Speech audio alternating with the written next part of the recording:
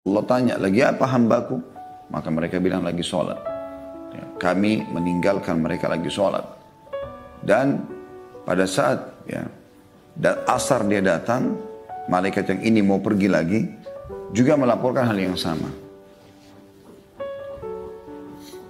Nah di sini teman-teman sekalian, potongan kedua dari hadis dan mereka berkumpul pada sholat subuh dan sholat asar, berarti kedua sholat ini punya keutamaan khusus. Nanti kita akan bacakan insya Allah keutamaannya. Ya. Dan ulama menitik beratkan dari 5 waktu sholat, tentu ini khilaf antara ulama, banyak sekali pendapatnya. Tapi yang saya pernah baca, ya, sholat yang 5 ini yang paling afdal adalah sholat asar. Diambil daripada firman Allah Subhanahu wa taala, a'udzubillahi minasyaitonir rajim, hafidhu 'alas shalawati was shalatil wusta wa qumu lillahi qanitin. Jagalah salat-salat kalian, ya, dan salat pertengahan. Nah, salat pertengahan, salatul wusta ini banyak pendapat di antara ulama, tapi yang saya pegangi adalah itu pertengahan antara salat yang pagi, subuh sama duhur, pertengahan antara sholat yang malam, maghrib dan isya, maka dia adalah asar. Juga ada hadis Nabi SAW yang mengkhususkan di sini sholat asar. Siapa yang ketinggalan sholat asar, maka seakan-akan dia punya dunia dan hilang semua dari dia. Ya, karena memang luar biasa keutamaan sholat asar itu. Kemudian datang setelahnya subuh dengan isya. Nanti akan kita singgung insya Allah keutamaan dua sholat ini. Lalu kemudian datang duhur sama maghrib. Walaupun duhur sama maghrib, ya, di sini berada di posisi yang ketiga, tetapi tetap saja dia sholat wajib dan dia juga punya keutamaan khusus. Tapi di sini disebutkan subuh dan asar ini memang Allah SWT tentukan waktunya agar malaikat saling bergiliran. Kemudian selanjutnya potongan ketiga, kemudian malaikat yang bermalam di tengah-tengah kalian naik. Jadi yang mulai dari asar sampai subuh. Jadi dia ngawasin sholat asar, dia ngawasin sholat maghrib, ngawasin isya, ngawasin subuh. 4 sholat tuh. Akan naik. Nanti digantikan oleh malaikat lain, dia hadir subuh, duhur, asar. Pertanyaan sekarang, kenapa malaikat malam yang disebutkan di sini? Karena malaikat malam mengawasi 4 waktu sholat. Asar, dia datang, maghrib, isya, kemudian subuh. Baru dia naik melapor. Kalau yang datang subuh, dia hanya mengawasi 3 waktu sholat. Subuh, zuhur, dan asar. Asar diganti lagi dia, kan gitu. Seperti itulah. Makanya di sini dikatakan, kemudian malaikat yang bermalam di tengah-tengah kalian, jadi dia mengawasi dari asar sampai subuh. Dan bukan cuma sholat saja, tapi seluruh amalan dia yang dia lakukan dari kebaikan dan keburukan akan diawasi dan dicatat. Lalu Allah bertanya kepada mereka. Jadi sampai di sini tentunya potongan yang ketiga ya. Jadi potongan pertama malaikat malam dan malaikat siang iman kepada malaikat dan mereka bergiliran. Potongan kedua mereka berkumpul pada sholat subuh dan sholat asar. Ini keutamaan yang kedua. Tentang keutamaan sholat ini akan kita sebutkan insya Allah. Potongan yang ketiga kemudian malaikat yang bermalam di tengah-tengah kalian, ya, naik. Ini potongan ketiga. Ya. Artinya mereka akan naik ke langit. Dan ini menandakan Allah Subhanahu wa ta'ala berada di atas langit. Itulah sebabnya pernah ada seorang laki-laki atau seorang di Madinah lewat di hadapan Nabi SAW. Dan bersamanya ada seorang budak. Lalu Nabi SAW mengatakan, berhenti sebentar, saya ingin tanya budak ini. Maka majikannya mengatakan, silakan Tuhan. Lalu kata Nabi SAW, di mana Allah? Pertanyaan itu. Maka wanita tersebut mengatakan, di langit. Lalu kata Nabi SAW, siapa saya? Kata wanita tersebut, Anda adalah utusannya. Kata Nabi SAW, bebaskan budakmu ini karena dia adalah orang yang beriman. Maka kita juga kalau berdoa, angkat tangan ke langit. Nabi SAW seringkali menunjuk ke langit pada saat berdoa. Angkat tangan ke langit. Bahkan kata Nabi SAW, Allah, ya, memiliki sifat pemalu. Ini sifat mulia dari Allah Subhanahu wa ta'ala. Itu tidak sama dengan makhluknya. Dan dia malu kalau hambanya mengangkat tangannya ke langit, kemudian dikembalikan dalam keadaan kosong. Ini potongan ketiga. Potongan yang keempat, Allah bertanya kepada mereka, padahal dia lebih tahu tentang mereka. Ini potongan keempatnya ya. Ini ada isbat sifat kalam untuk Allah subhanahu wa ta'ala. Penentuan sifat kalam Allah subhanahu wa ta'ala. Makanya kita bilang Al-Quran bukan makhluk. Dan dia adalah kalamullah, perkataan Allah. Karena kalau kita katakan makhluk, ya, sebagaimana yang lainnya makhluk, misalnya manusia, jin dan segala macam, maka berarti ada bagian dari Allah yang makhluk. Karena itu perkataan Allah SWT. Kalamullah. Ya. Nah kita mengimani sebagaimana Imam Ahmad rahimahullah mempertahankan itu. Kalau Al-Quran ghairu makhluk. Kalamullah ghairu makhluk. Perkataan Allah yang tidak, bukan dan bukan makhluk. Gitu ya. Dan Allah berbicara sesuai dengan kemahabesarannya, kemahasempurnaannya. Dan kita mengimani apa adanya. Makanya kan juga tentang Nabi Musa alaihissalam, ini pernah kita singgung di beberapa hadis yang lalu ya. Allah subhanahu wa ta'ala mengatakan, A'udzubillahi minasyaitonir rajim, wa kallama Allah Musa taklima. Dan Allah mengajak bicara Musa secara langsung. Lalu di sini ada pelajaran penting, dikatakan bertanya kepada mereka. Dan langsung dijawab setelah itu ya. Karena kalau tidak ada jawaban ini mungkin manusia akan bisa menyangka, oh berarti Allah ada yang tidak diketahui. Lalu dikatakan, padahal dia lebih mengetahui tentang mereka. Maksudnya mengetahui tentang hamba-hamba yang di bumi dan juga para malaikat ini. Apa yang dikerjakan Allah tahu semua. Allahu ala kulli syai'in qadir.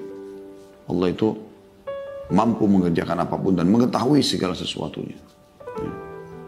Wa qad ahata bi kulli syai'in ilma, dan Allah meliputi segala sesuatu dengan keluasan ilmunya. Allah sudah tahu tapi Allah jadikan sunnatullah, peraturan. Pertanyaan itu adalah bagaimana kalian meninggalkan hamba-hambaku? Pada saat kalian datang melapor di aku ini di waktu subuh, melapor, bagaimana kalian tinggalkan tuh? Dari asar kemarin, asar, maghrib, isya, subuh. Maka mereka menjawab, kami meninggalkan mereka dalam keadaan mengerjakan sholat. Dan kami datang, pada saat datang, kemarin kan dia tugas tuh malaikat ini. Asar, maghrib, isya, subuh. Nah kan sebelumnya dia datang di waktu asar hari kemarin tuh. Maka mereka melaporkan. Pada saat kami datang di waktu asar mereka lagi sholat. Pada saat kami pergi pun di waktu subuh tinggalkan mereka, mereka lagi sholat. Makanya keutamaan sholat asar dan sholat subuh. Karena itu yang menjadi fokus laporan kepada Allah subhanahu wa ta'ala. Seperti itulah. Dan ini teman-teman juga menandakan ada keutamaan khusus ya, bagi orang yang sholat di awal waktu. Dan cukup banyak hadis yang membicarakan tentang masalah awal waktu. Baik, kita lengkapkan bahasan kita di bab ini teman-teman sekalian dengan saya coba bacakan beberapa hadis yang ditulis oleh Imam Nawawi rahimahullah, disusun sebenarnya oleh Imam Nawawi. Hadis ini sudah ada di dalam bab keutamaan sholat subuh dan asar.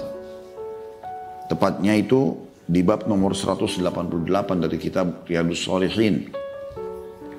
Dan nomor hadisnya 1054. Bunyinya dari Abu Musa al-Asy'ari radhiyallahu anhu bahwa Rasulullah SAW bersabda, man shallal bardaini dakhalal jannah. Artinya, barang siapa yang melaksanakan sholat subuh dan asar, maka dia masuk surga. Hadis ini muttafaqun alaih atau riwayat Bukhari Muslim.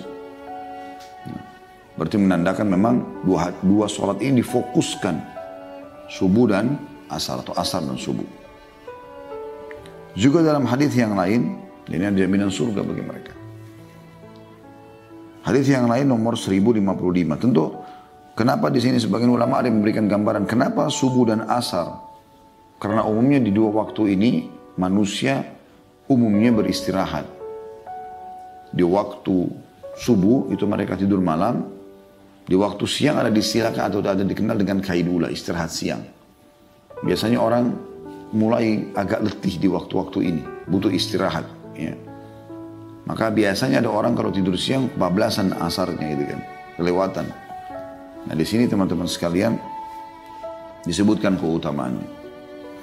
Hadis selanjutnya nomor 1055 dari kitab Riyadhus Shalihin dari Abu Zuhair Umarah bin Ru'aibah radhiyallahu anhu, beliau berkata, saya mendengarkan Rasulullah SAW bersabda, "La yalijan nara ahadun shalla qabla tulu'i syams wa qabla ghurubiha." Tidak akan masuk neraka orang yang sholat sebelum terbit matahari dan sebelum terbenamnya. Maksudnya adalah sholat subuh dan sholat asar, riwayatkan Imam Muslim. Jadi di sini ada yang mengatakan subuh dan asar, ini pendapat yang paling umum dipilih oleh para ulama, termasuk Imam Nawawi sendiri rahimahullah. Dan juga bisa bermakna tidak akan masuk neraka orang yang sholat sebelum terbit matahari dan sebelum terbenam matahari, maksudnya kelima waktu sholat. Karena memang semuanya masuk di sini kan, terbit dan terbenam matahari. Terbenam matahari berarti maghrib, isya, subuh. Terbit matahari, ya, atau bisa saja maghrib sama isya.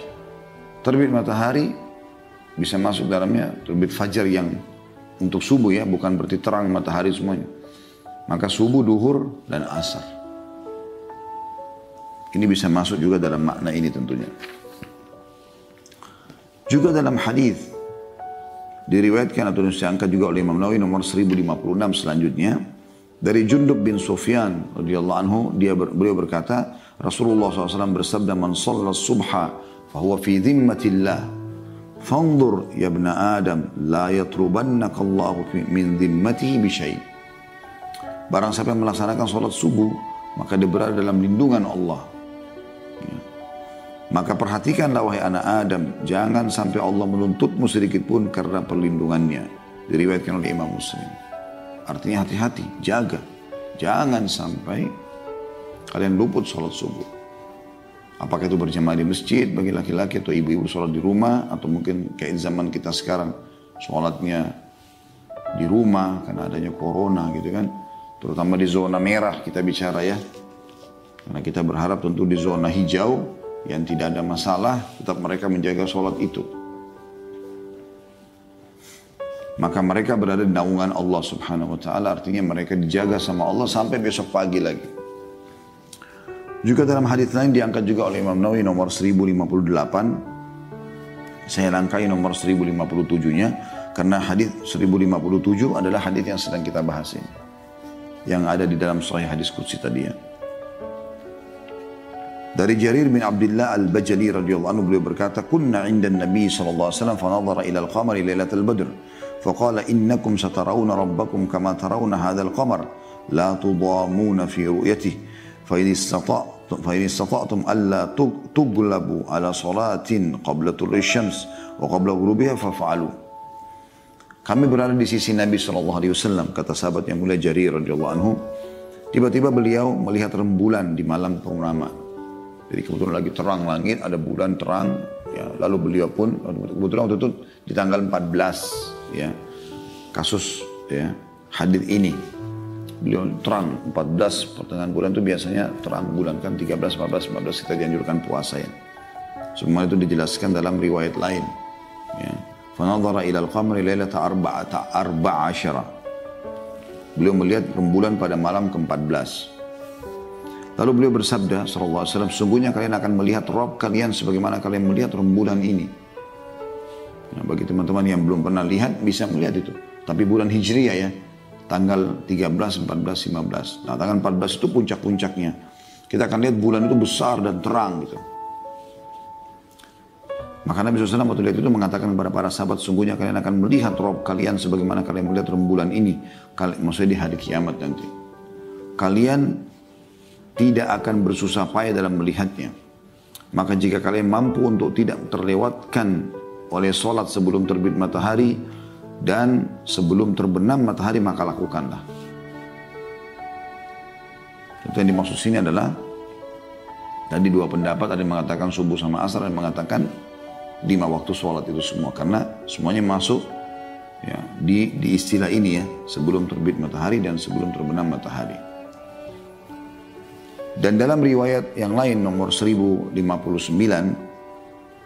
dari Buraidah radhiyallahu anhu, beliau berkata Rasulullah SAW bersabda, "Man taraka salat al-asri faqad habita amalu." Barang siapa yang meninggalkan salat asar maka terhapus seluruh amalnya. Diriwayatkan oleh Imam Bukhari. Ya. Jadi ini teman-teman sekalian kita bisa lihat bagaimana ya ancaman yang sangat tegas. Orang kalau tidak sholat subuh, ya, maka dia lepas dari naungan Allah.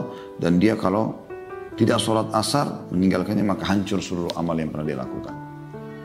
Dan ini yang menjadi bahasan kita tentunya dalam bab ini ya, tentang keutamaan sholat subuh dan asar.